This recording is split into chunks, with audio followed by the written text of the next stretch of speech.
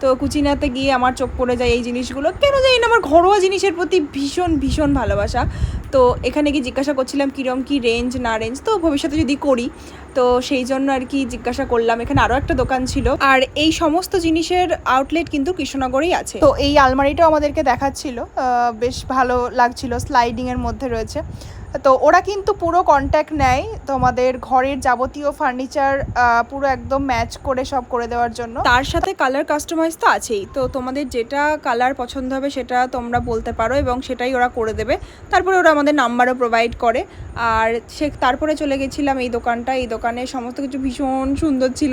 বলছি না, যেটাই দেখবো সেটাই পছন্দ। তোমরা যারা ভিজিট করোনি একবারও কৃষ্ণনগরে বারোতলায় মেলা, তোমরা কিন্তু একবারও অন্তত এসে জাস্ট তোমরা দেখবে, কিছু কেনার দরকার নেই, শুধু দেখবে, দেখেই যেন মনটা ভরে যাবে। আর এই ব্যানারটা দেখে বুঝতেই পারছো এটা কিসের দোকান। হ্যাঁ, বাংলাদেশের দোকান। তো বাংলাদেশ থেকে এখানে এসে ওনারা বিক্রি করছেন এখানে। আর এখানকার শাড়িগুলো তো অসাধারণ ছিল, বিশেষ করে এই হোয়াইট শাড়িটা যে কি যে সুন্দর, ফোনে কতটা বুঝতে পারছো আমি জানি না, তবে সামনে থেকে অসাধারণ। যেই আসছে সবাই ওই সাদা শাড়িটার দিকেই নজর।